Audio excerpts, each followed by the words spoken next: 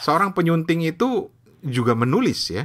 Iya, malah lebih sulit loh daripada menulis dari nol gitu, dari kertas putih.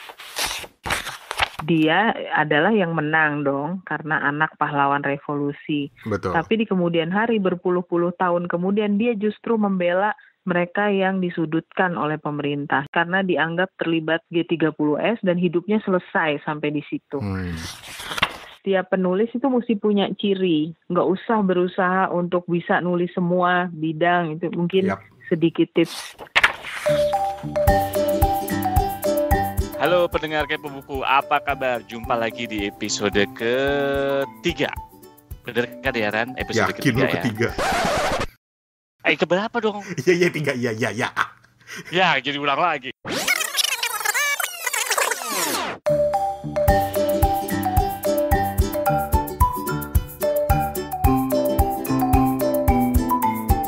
Halo pendengar Kepo Buku, apa kabar? Semoga baik-baik saja. Nggak terasa di tahun 2020 ini kita udah episode ketiga aja. Nah, cuman spesial banget di episode ketiga ini, saya dan Steven plengap-plengok aja, nggak usah ngapa-ngapain. Sekali-sekali dong makan gaji buta, itu juga kalau ada gajinya. Perkenalkan dulu bintang tamu kita kali ini adalah seorang penulis bernama Imelda Bahtiar ya.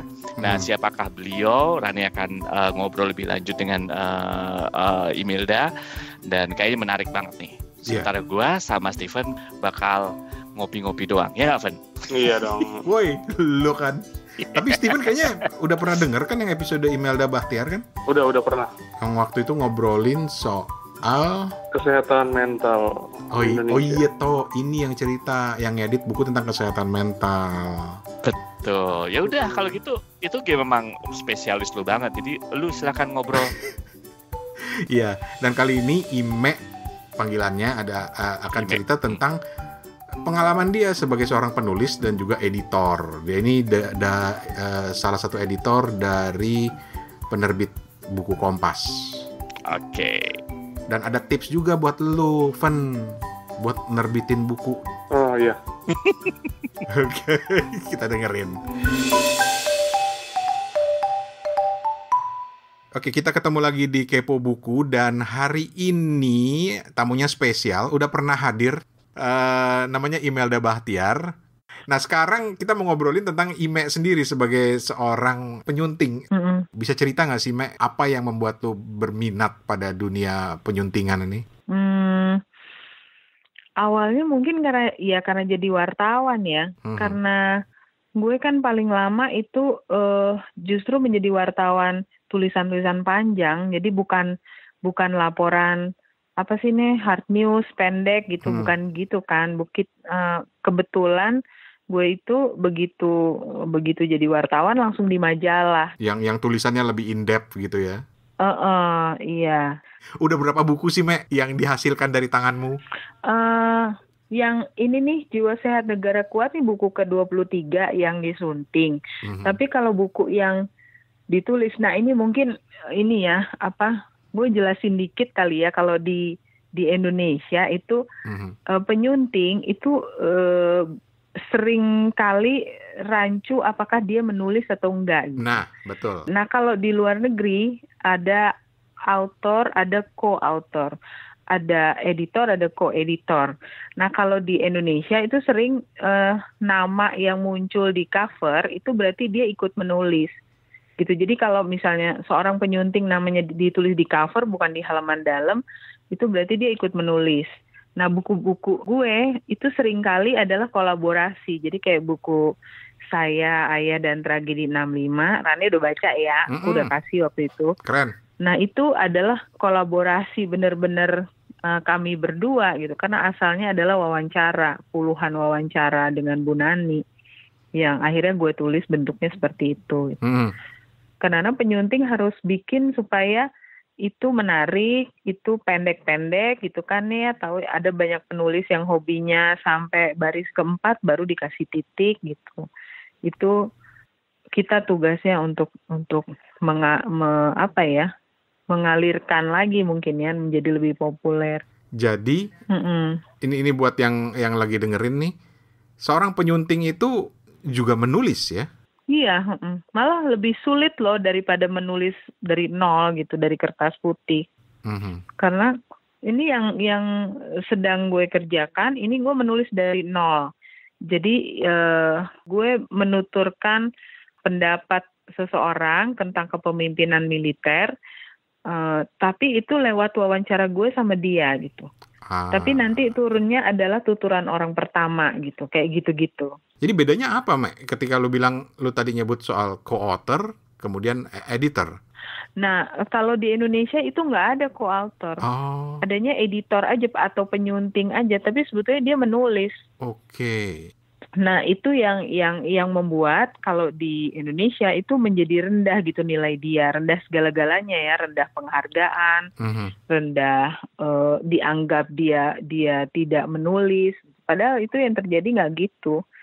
Tapi kalau gue sih sekarang kalau orang yang udah sering baca tulisan gue udah tahu gitu. Oh, ini kayaknya lo campur tangan banyak deh di sini ya, Mei, kayak gitu. Teman-teman yang sesama penulis sudah bisa baca gaya kita nempel di sana gitu. Tapi kalau misalnya dia memang secara khusus menulis sebuah buku, peran penyunting di situ apa? Nah, yang seperti itu biasanya penerbit itu langsung memberikan naskah itu ke orang yang namanya copy editor. Copy editor ini hanya dia tuh tidak mengubah naskah sama sekali. Yang dia lakukan itu hanya benerin tanda bacanya atau memenggal kalimat yang kepanjangan. Oke.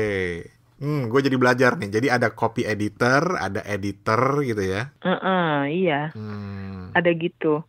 Nah, kenapa gue lebih suka pakai penyunting ya karena dalam penerbit bahasa Inggris, editor itu bisa jadi dia penggagas gitu loh, dia segala macam. Nah, ini buku Jiwa Sehat Negara Kuat misalnya yang gue ambil contoh. Di covernya itu kan ada tertulis 7 nama ya, Pak Hans Pols, Pandu Setiawan, Carla Marhira, Irmansyah, itu orang-orang yang mengumpulkan penulis-penulis lain, mengumpulkan 46 orang yang lain itu, dan dia yang punya ide, oh ini alurnya nanti mau seperti ini, chapter yang paling utama itu chapter ini. Dia yang membuat ide besarnya, dan terus si penulis-penulis dikumpulkan 46 orang ini, dan dia dibagi, ditunjuk gitulah, Anda menulis bagian yang ini, Anda yang ini.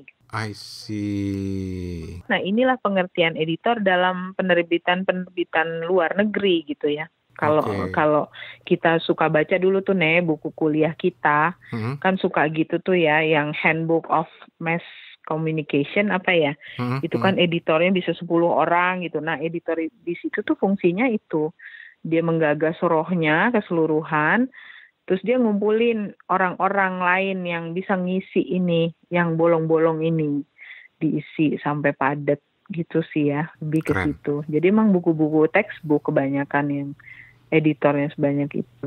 Oke, ini ilmu baru nih buat gue. Terus terang, sampai saat ini gue masih belum bisa membedakan. Tapi thank you banget. Nah, mumpung gue masih ngobrol sama lu, nanti gue akan minta sedikit tips-tips ya buat teman-teman yang mencoba untuk menulis juga. Tetapi sebelumnya satu pertanyaan dulu. Dari 23 lebih buku yang sudah lu sunting, sudah lu tulis, yang paling meninggalkan bekas mendalam buat lo itu apa? Mungkin nggak adil ya, karena semuanya pasti meninggalkan bekas. Tapi kalau lo harus memilih beberapa diantaranya, apa aja, Mek? Mungkin dari proses penulisannya, dari macam-macam prosesnya gitu. Oh iya. Mungkin kalau dari macam-macam prosesnya, gue suka 3 buku gue tuh. Yang buku pertama itu, yang buku pemikirannya Bu Saparinah Sadli, Berbeda Tetapi Setara. Yang kemudian membawa lo jadi ketagihan nulis terus gitu? Iya, jadi ketagihan. Karena selain itu, buku itu tuh merentang 25 tahun isu perempuan di Indonesia secara tidak sengaja. Karena Bu Sap itu menulis selama 25 tahun, isunya beda-beda, dan nggak sengaja itu menjadi sejarah gitu loh, karena gue susun menurut tema juga, tapi juga menurut urutan waktu juga gitu. Jadi nggak sengaja buku itu menggambarkan, oh isu perempuan di Indonesia ternyata begini dan beda dengan isu perempuan atau isu feminisme di Amerika misalnya yang gue pelajarin di bangku sekolah kan itu. Jadi bukunya secara nggak sengaja itu bisa jadi panduan buat anak-anak muda yang lagi belajar isu perempuan di Indonesia. Oke, itu buku pertama. Buku kedua ya bukunya Bu Nani, jelas. Ya, Saya, Ayah, dan Tragedi 65 ya. Itu buku yang ya lo lihat sendiri selalu bergulir ya, dari tahun ke tahun selalu diomongin. Ada aja orang ngomongin dan mengangkat nama gue juga secara kontroversial ya. Jadi ada yang suka, ada yang nggak suka, ada yang tiba-tiba kayak kemarin gitu, tiba-tiba kok ada orang yang Tribun News tiba-tiba nulis nama gue ada di judul, padahal isinya tuh juga salah banget gitu. Maksudnya dia hanya ngutip plek-plek gitu apa yang menjadi kolom gue berdasarkan bukunya Bu Nani, tapi nggak paham sebenarnya. Bentar, gue tahan dulu di situ.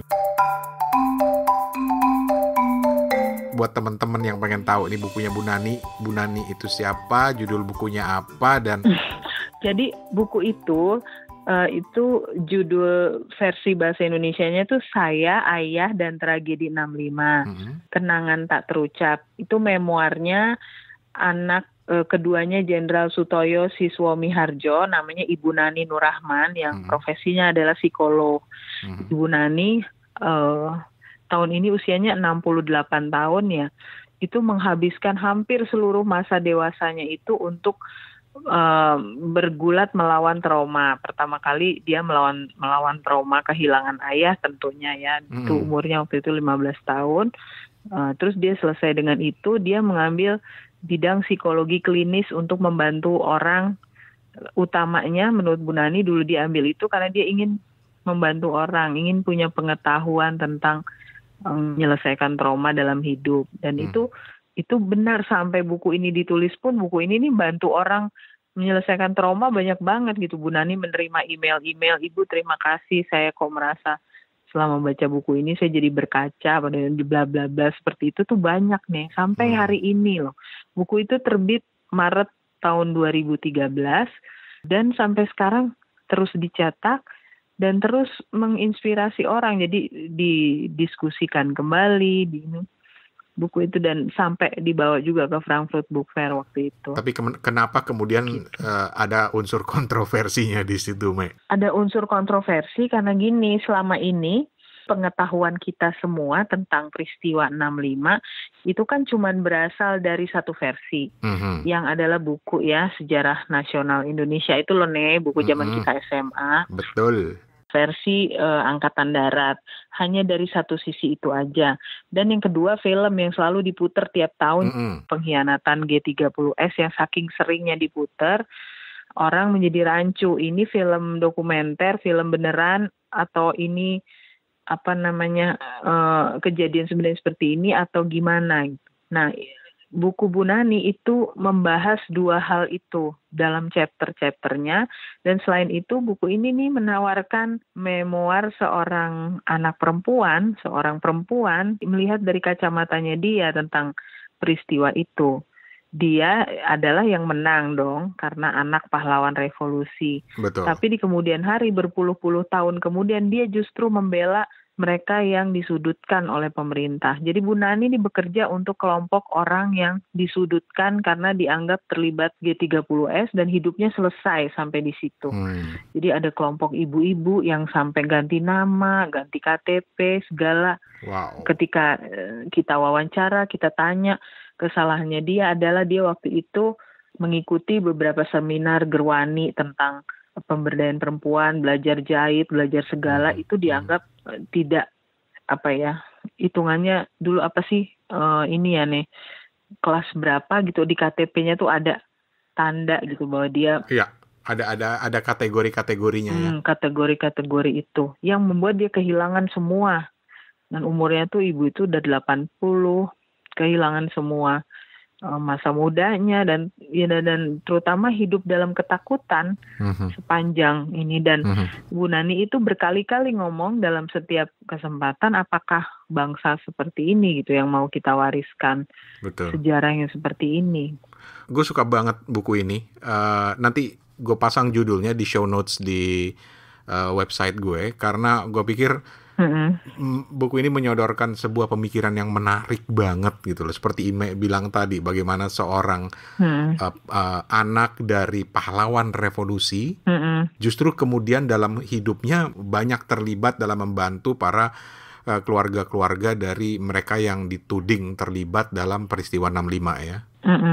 Dalam buku itu jelas lebih banyak Bu Nani bicara soal yang namanya Forum Solidaritas Anak Bangsa gitu ya, di bagian-bagian akhirnya. Yang adalah upaya Bu Nani dan teman-temannya, termasuk kakak kandungnya yang sekarang menjadi Gubernur Lemhanas, Letjen Purnawirawan Agus Wijoyo, itu untuk berada di sisi yang nggak populer gitu. Yep. Mereka berdua keluarga TNI Angkatan Darat yang pandangannya berbeda ya. Nah, Bu Nani dan Pak Agus Wijoyo itu sejak dulu sudah menjadi keluarga TNI yang berbeda, dan mereka berani dan alhamdulillah sekarang mulai diikuti juga sedikit demi sedikit. Betul. Mulai ada pertanyaan, kok ya kita tega melakukan ini gitu. Maksudnya rasanya pembunuhan atau apalah kalau memang betul-betul Partai Komunis Indonesia melakukan itu, ini gue mengutip Bu Nani ya. Terus kita melampiaskannya, membalaskannya dengan 7 turunan mereka, 7 turunan orang-orang yang dituduh anggota Partai Komunis Indonesia, terus nggak bisa bersekolah yang layak, harus lari ke luar negeri, harus kehilangan identitas. Menurut Bu Nani itu luar biasa, itu justru kejahatan kemanusiaan yang luar biasa. Yang luar biasa. Bisa dibaca di buku itu. Gua akan ulas buku ini di salah satu episode Kepo Buku nanti, karena gue terus terang tertarik banget dengan isi buku ini, dan ya itu tadi dia jadi kontroversi karena ya namanya masalah 65 itu sampai sekarang lukanya itu dalam banget gitu, dan mungkin ini memberikan menyodorkan alternatif lain ya buat pemikiran kita orang-orang di Indonesia ya. Apalagi generasi-generasi sekarang yang udah putus sama sekali memorinya dari peristiwa 65. Betul. Kan gue juga ditanya sama banyak orang. Jadi Bu Nani dan Mbak Imelda maksudnya gimana? Maksudnya supaya orang berpihak kepada korban-korban ini gitu. Kita diminta mengulang kembali, jadi nggak perlu mengutuk PKI atau segala.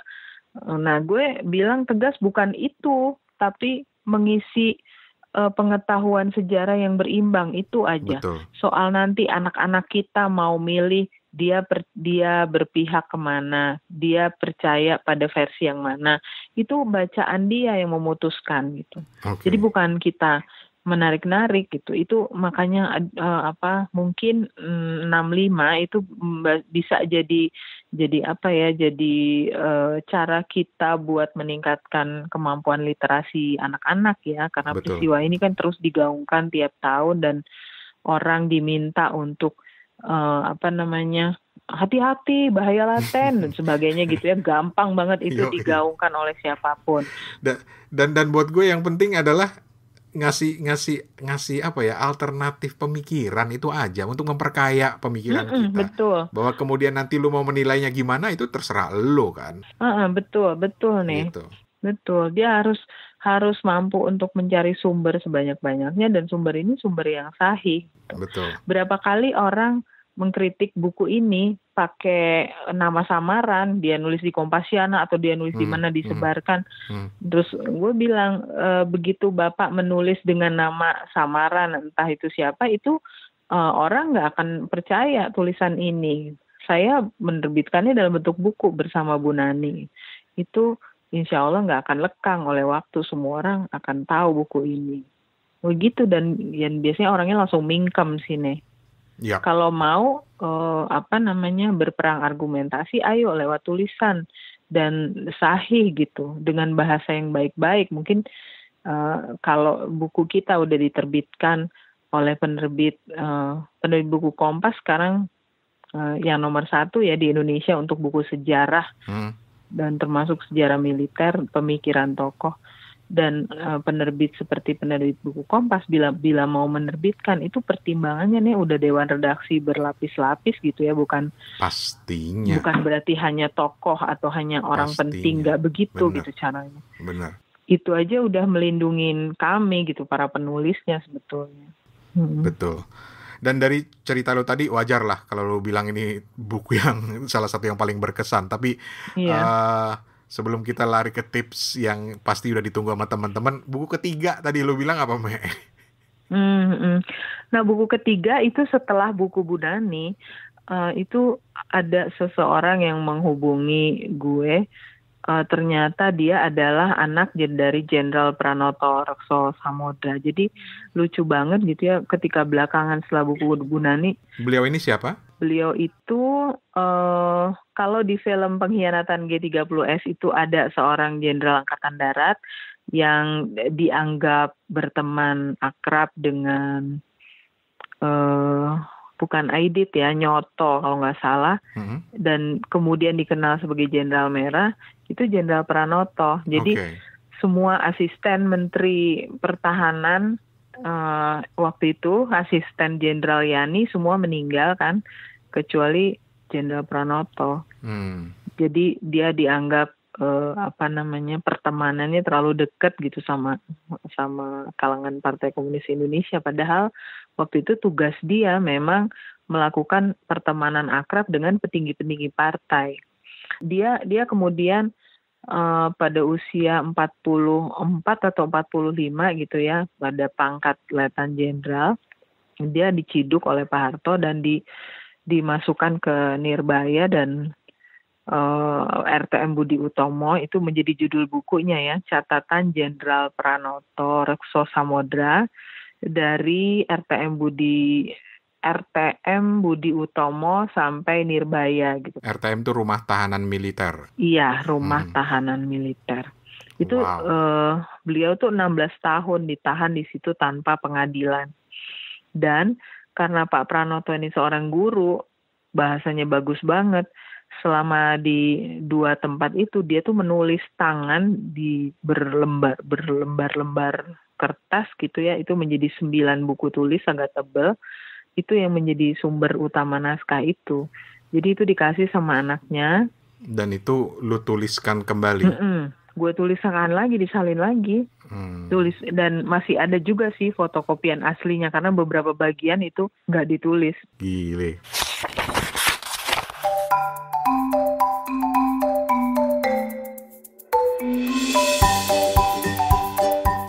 Me, gue udah ngambil banyak waktu lu, tapi satu poin lagi, Me, dan ini banyak banget diajukan oleh teman-teman di Kepo Buku, yaitu ketika mereka pengen banget nulis gitu loh, tapi lu bisa ngasih tips nggak, Me, ketika gue udah sampai selesai nulis nih ya, terus gue sedang berusaha mencari penerbit, itu gimana sih, Me, narik perhatian? Lu kan udah nulis 23 lebih buku gitu. Gimana sih narik perhatian penerbit itu menurut lu, Me?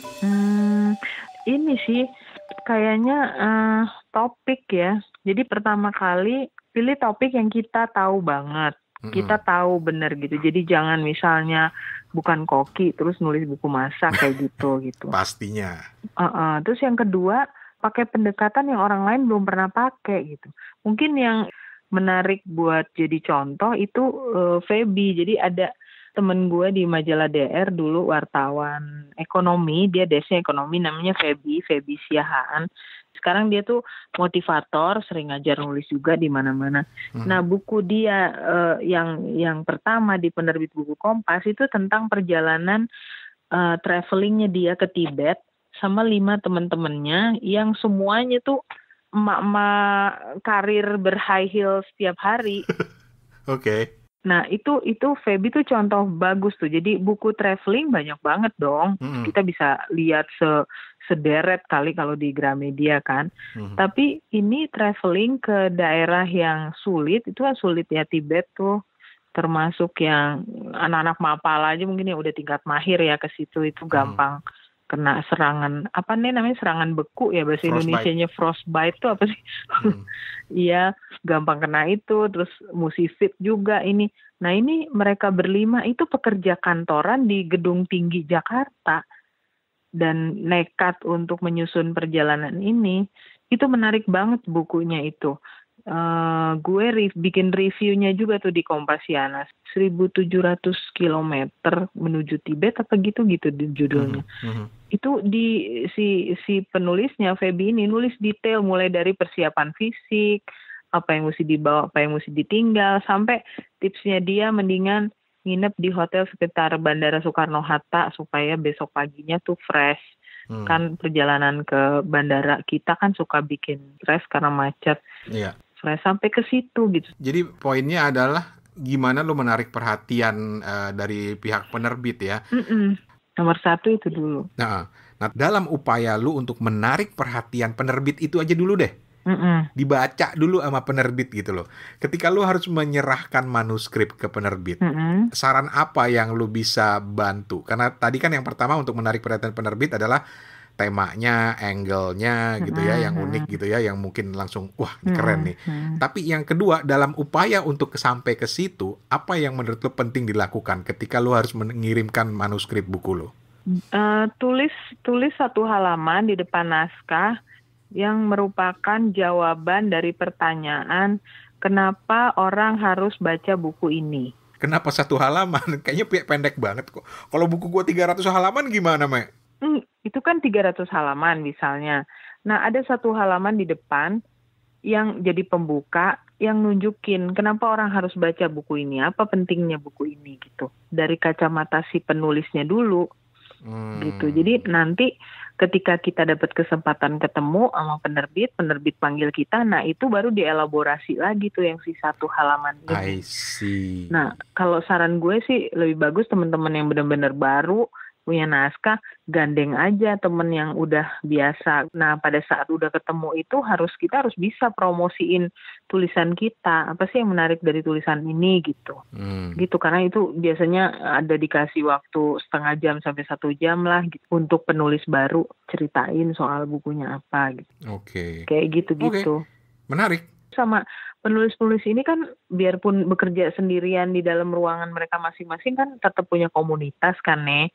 Nah teman-teman yang masih baru gue saranin masuk aja komunitas penulis mana yang disukain, penulis sejarah kek atau penulis apa. Oke. Jadi itulah, mudah-mudahan itu bermanfaat karena tahapan paling penting dalam menulis buku adalah ketika lo mencoba menarik perhatian penerbit. Tapi sekarang ketika ada orang, gue nggak mau repot-repot ke situ, gue mau terbitin independen aja. Menurut lu gimana, Mek? Nah, karena ternyata menerbitkan independen itu juga banyak contoh yang berhasil, orang juga jadi mulai ngelirik ke situ nih. Jadi nggak ada salahnya ya? Enggak, 2 bulan yang lalu itu komunitas penulis Kompas tuh manggil namanya Marcella FP. Dia udah pernah udah pernah ngisi rubrik sosok juga di harian Kompas beberapa bulan yang lalu. Anak ini nih umurnya masih terkenal banget ya? Iya, masih 29 tahun. Terus dia bikin semacam kalau dia punya punya Instagram yang ada halaman-halaman bukunya juga dipotretin sama dia. Yang menurut gue itu tuh kayak puisi pendek, motivasi, bagaimana membangun hari lebih semangat kayak gitu-gitu. Jadi seperti status-status Facebook yang ditulis dengan huruf gede-gede gitu loh nih. Tapi anak si Cecel ini jago ilustrasi. Dia lulusan komunikasi desain grafis BINUS. Jadi dia jago gambar. Nah, bukunya itu isinya ilustrasi-ilustrasi dia. Terus dicetak dengan kertas art paper gitu kali ya nih, yang warna-warni gitu. Jadi harga bukunya tuh mahal banget. 1 bukunya tipis, cuman seperti buku diary gitulah kalau dilihat gitu ya. Itu 180.000, 170.000 harga bukunya. Best seller buku dia. Jadi buku seperti itu tuh PO belum terbit nih bukunya, udah banyak banget yang daftar beli di Instagramnya dia. Jadi dia itu yang disebut oleh marketingnya Kompas itu teknik membangun pembaca sendiri. Jadi kita bikin dulu fanpage atau apalah gitu nih, lu kan jagonya.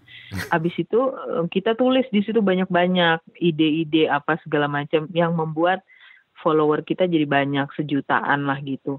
Nah, pembeli potensial buku-buku kita si follower ini. Gitu. Dan itu sah-sah aja ya? Sah-sah aja. Oke. Buat teman-teman yang lagi dengerin, itu Marcella FP ini pernah kita bahas di Kepo Buku, judulnya Nanti Kita Cerita Tentang Hari Ini. Gitu. Menarik. Jadi independen juga nggak masalah. Asal dipersiapkan dengan baik. Oke. Tapi ya itulah, mau lewat penerbit, mau independen, tapi ya yang terpenting adalah menarik dan bisa menambah apa ya khasanah perbukuan Indonesia. Kalau asal terbit aja ya buat apa juga gitu. Iya. Oke. Ime, udah kepanjangan gue ngambil waktu lo. Thank you banget. Enggak. Seneng banget kok nih. Makasih banyak. Ntar kapan-kapan gue mau ulas buku lu. Gue jadi inget tuh mau ngulas yang buku itu Bu Nani. Iya. That is one of your masterpiece, Ime. Iya, alhamdulillah sih itu buku juga membukakan apa ya ciri gue ya mungkin ya. Jadi sekarang banyak orang mikir mungkin ya Kompas juga sih terutama yang bilang setiap penulis itu mesti punya ciri menulis. Jadi dia nggak usah berusaha untuk bisa nulis semua bidang itu. Mungkin sedikit tips gue dengan rendah hati gue bilang gitu ya, karena semakin spesifik kita menulis, misalnya gue memilih hanya tema 65 tapi khusus para korban atau yang dituduh sebagai pelaku atau apa, itu menjadi sangat dalam gue tahu bidang itu gitu. Riset semakin banyak di situ dan menjadi ciri khas. Iya, daripada gue berusaha nulis banyak tema yang gue cuma tahu atasnya aja. Oke. Ime, makasih banyak ya, Me. Ya, sama-sama ya, Please keep in touch. Thank you banget. Assalamualaikum. Waalaikumsalam warahmatullahi wabarakatuh.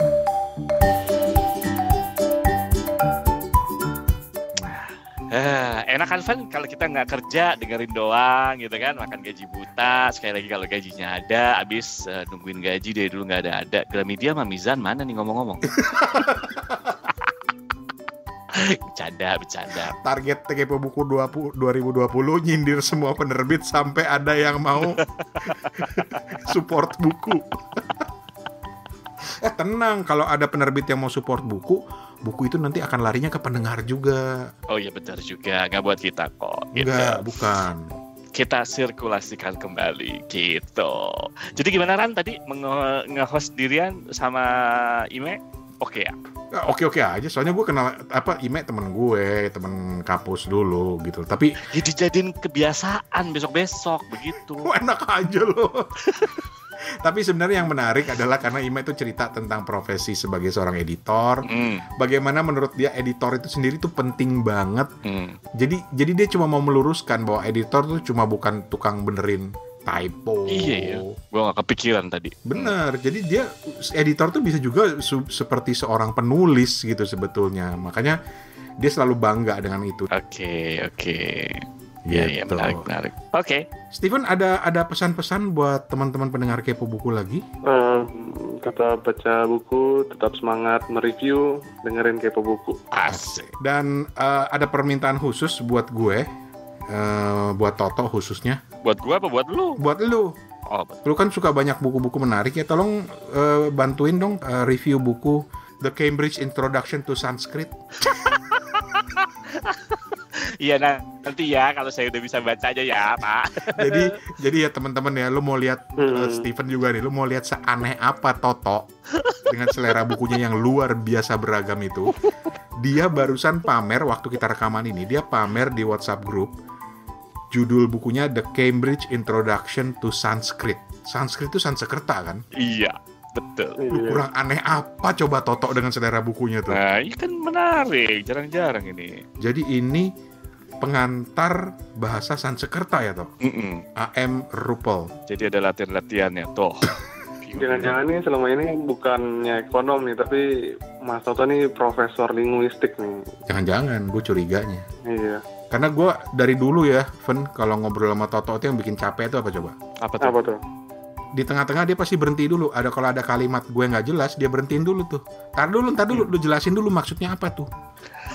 Balik episode pertama ya waktu itu ya, nanya episode pertama surrealis. atau kedua kita ngebahas surrealis, si Toto nge-nyetop dulu. Tar dulu, surrealis apa dulu? Lu capek nggak sih diajak ngobrol kayak gitu, Evan? Iya. Lu belum pernah ketemu Toto kan? Belum. Ah, selamat ntar kalau ketemu ya. Pegel lu ngomong sama dia lu. Ya sudah, silakan Bung Toto ditutup. Lah, dari tadi gue udah mau nutup ternyata gak jadi ya. Ya udah, pokoknya episode kali ini keren banget buat gue sama Steven terutama karena kita nggak mengerjakan apa-apa kecuali membuka dan menutup ya, Fen ya. Yang pasti kata Steven tadi tetap membaca buku, jangan lupa kirim-kirim reviewnya ke Kepo Buku dan tetap rajin mendengarkan Kepo Buku. Semoga kita bisa ketemu di episode berikutnya. Oke, bye-bye. Bye. Bye.